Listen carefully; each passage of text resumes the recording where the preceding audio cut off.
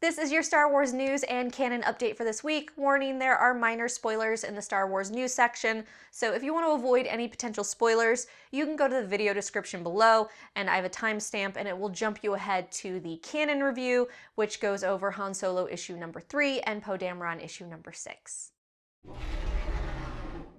So first off in Star Wars news, and this was actually from more than a week ago, but Ian McDiarmid, the gentleman that played Palpatine in the prequels, let it slip that he won't be in Rogue One. So if you are looking forward to seeing Palpatine in the Rogue One story, you're gonna be disappointed. But that doesn't mean that we won't potentially get Emperor Palpatine in one of the future anthology films, which is what I'm really hoping for. Next, there are some rumors that Maul and Obi-Wan might meet up again and have another match. And if you're not up to date on Star Wars canon, Darth Maul is still alive. It's a really long story, but what's important here is that Disney and others have been dropping hints that we might see those two face off in the future.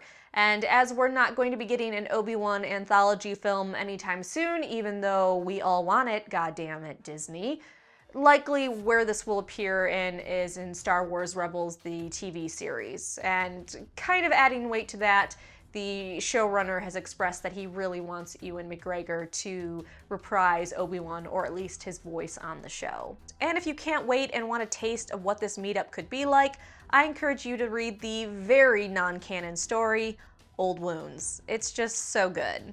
Pyramid International has released some promotional images. There are a lot of awesome pictures in this catalog, including images of both the Imperials and the Rebels, and quite a few images of Darth Vader. And I'll put a link in the video description below if you want to take a look at their catalog. I think it's worth it just for the images, but they also have a ton of Rogue One merchandise you can look at as well. 2 new reference books are coming out this month, a year-by-year visual history of Star Wars, which is updated, and a book called Complete Locations. The Complete Locations has more than 50 full-color, cross-section artwork and 3D maps. The year-to-year visual has a whole new chapter covering Star Wars The Force Awakens, as well as the TV series Star Wars Rebels. The year-by-year is already out and is about $50 on Amazon. The Complete Locations is a bit cheaper at $26.50, but won't be out until the 27th. Lastly, this bit of Star Wars news is a little bit old, but I really have to share it because I keep thinking about it and getting super excited. But Star Wars released a synopsis for a book that is basically a prequel to Rogue One coming out later this year. And in the synopsis, we learn that Krennic, which is one of the main bads in Rogue One, was actually friends with Jyn Erso's father, and that Krennic rescued the Erso family and kind of forced her dad into working on the Death Star. So knowing that relationship, I am so looking forward to any screen time between Krennic and Jyn and how they kind of interact given their family history. Alright, on to Star Wars canon. I'm going to start with Han Solo issue number 3, and I'm going to give you a quick refresher just in case you forgot or you're not up to date on the Han Solo miniseries. It is a period of unrest. In a galaxy oppressed by the Empire's merciless cruelty, there is little hope for the future. Nonetheless, rebels have banded together to fight back against corruption. Untrusting by nature, Han Solo has returned his focus to what he does best: smuggling.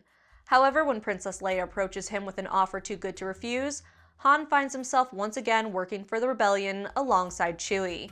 His mission is to race the Millennium Falcon in one of the most notorious races in the galaxy, the Dragon Void Race, as a cover to recover rebel informants and potentially a traitorous rebel spy. After a deadly start, Han is one of just 4 pilots remaining in the race, until the Empire steps in and arrests them all. This comic begins where we left off last issue with the Imperials arresting the pilots, and we also see that Leia can see everything that's going on a big screen. And the Imperials are starting to get a little bit aggressive with the pilots, and the main Imperial, Tormine, is basically telling them that their riffraff and their race causes unrest. The Imperials start to escalate things, with Han even stepping in front of a pilot to protect them. They threaten to kill Han instead until the race runners insist they release their pilots, and that delays are expensive. The lead Imperial tells them that they're overstepping, and they counter by threatening that fuel is difficult to obtain in this region. All 4 of the Imperial refueling stations are primary sponsors of the race. Tormine retorts that threats bore him, but he allows the race to continue, letting them know this might be the last Dragon Void race ever. Han and Chewie get back to the Falcon with the rebel spy they picked up last issue. and they start racing again. And the little glowing ball that chose Han is still following him around. The rebel informant shares with Han that he believes while there is more than one mole in the rebellion, the moles aren't the ones killing the informants. He states one of the informants turned rogue and is now killing the others.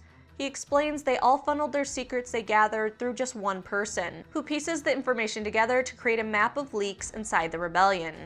Individually, none of them can identify the moles except for the Master List holder. Because they don't know who the Master List holder is, except Leia, the killer is trying to kill the other informants in hopes of killing the Master List holder. There are 3 informants left alive, and that means Han is going to pick up the murderer on one of the next 2 planets. Unless, of course, Han already picked up the murderer. They come to the next part of the race, which is them going through an obstacle course of debris at breakneck speeds, and if they slow down at all, they are disqualified. And the rebel informant notices that Han seems a little excited about this part of the race. Here, Han also reveals that they can always become disqualified from the race and still go on to both planets, as is in the race rules and courtesy given to racers. But Han would rather take the risk and have a little fun by staying in the race. Han and Chewie manage to clear the course, but at the very end their ship gets hit and they begin to slow down, which will disqualify them. Another racer, owing Han for trying to sabotage him earlier, gives him a lift and keeps the Falcon from slowing down. Making it to the next planet, Han goes to look for the spy while Chewbacca repairs the ship. When he is followed by the race cameras, the little ball of light following him destroys them. Han picks up the spy, but it appears they have a history, and on the ship, the spy points a gun at Chewie, telling him it's time to settle a debt. So we'll have to wait until October to figure out what kind of beef the informant has with Chewie, and I know I've said this so many times, but I really enjoy any time we get to learn about the rebel spies and what the rebellion was doing to try to take down the Empire. And I love the stories with Han and Luke and Leia and all that, and I know this miniseries is following Han, but any type of information we get, such as them stealing a Star Destroyer or the spies they had on Coruscant, to me, those are the really cool stories, and I really wish we'd focus more on these no-name rebels that were going on these missions and sacrificing their lives to get rid of the Empire. So on to Poe Dameron issue number 6, and here's a refresher. It is a time of uncertainty in the galaxy. Standing against the oppression of the First Order is the Resistance, including Poe and his team of pilots, Black Squadron. General Leia Organa has tasked Poe to locate information vital to the survival of the Resistance, the location of Luke Skywalker. Their first mission revealed a new enemy, Agent Tyrix of the First Order Security Bureau. They survived their first encounter with Tyrix, but the First Order officer vows to destroy them. Now Poe and his team have arrived at Megalox Beta, a prison complex secured by the extreme high gravity of the planet's surface. The prison has no walls or guards. The warden and her men control the prison on a little station above the planet. The prisoners make the rules and all answer to Gracchus the Hutt. Upon arrival at the prison, Poe has discovered that they have been beaten to the planet by their new enemy, Tyrix. Tyrix is also seeking Gracchus's information, but the Hutt announced he will provide it only to whoever can free him from the prison. Poe immediately implements plans for a prison break and is aided by his fearless droid partner, BB-8, and his squadron. Tyrix, angry with Gracchus for making a deal with Poe when they originally had a deal, decides to contact the factions of the prison and try to kill the Resistance fighters and extract information from Gracchus before killing him. He succeeds in getting them on his side, and a prison riot begins, breaking into Gracchus's base, where Poe and his team are. The comic begins where we left off last issue, BB-8 in big trouble while facing off against a droid a lot bigger than him. BB-8 manages to avoid its attacks and plugs into the droid. Meanwhile, Poe and his team are trying to beat back the prison riot. Tyrix stands outside the gates, impressed with how well the prisoners fight, reminding his new allies he wants Poe alive, as he wants to kill Poe himself. Poe and friends are forced to fall back as they become overwhelmed.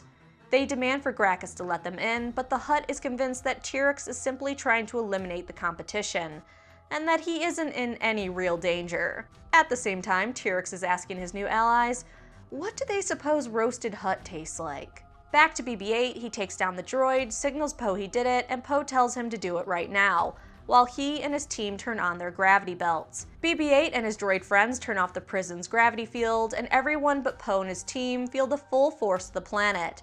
10 times standard gravity. The Resistance fighters get to Gracchus and get him out of prison, taking one of the prison shuttles. We also find out one of the droids didn't make it. And dear God, BB-8, when he is revealing to Jessica that the droid died, is just so sad.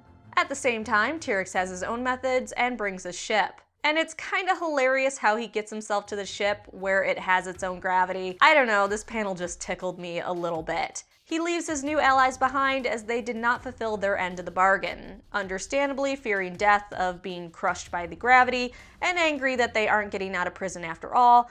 They vow Terex will pay for this.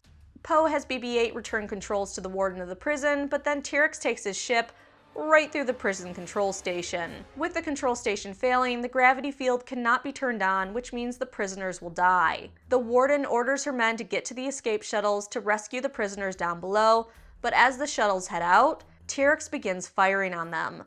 Gracchus tells Poe to ignore it, but Poe decides he can't let that happen, just as Terex thought.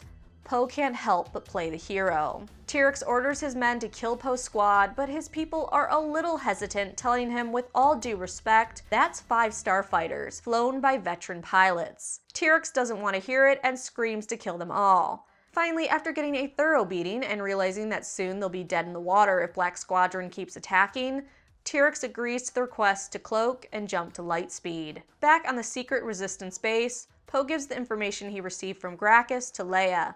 Leia believes the information is legit, and they may have a lead on finding Lor San Tekka. But before Poe follows those leads, Leia brings up a very good point. The information about the explorer's visit to Gracchus was given to Poe, yet Terex got to the prison before his squad arrived.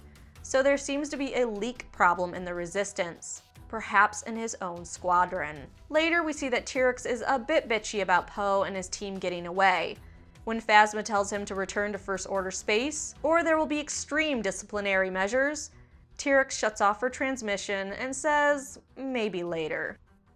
So Terex is super pissed about Poe and friends, and this is a pretty scary enemy to have. He didn't like them before, but now that they've one-upped him, he really wants to hunt them down and take care of them. And the fact that he's ignoring First Order commands to come back and report on all this and is like, no thanks. I'm gonna sit here and imagine how I'm going to find Poe and just torture the shit out of him. And I think that makes this series a lot more interesting, because before it was just mostly about Poe trying to find the Explorer, and then it was going to end when the movie began. He did find the Explorer and he got the information.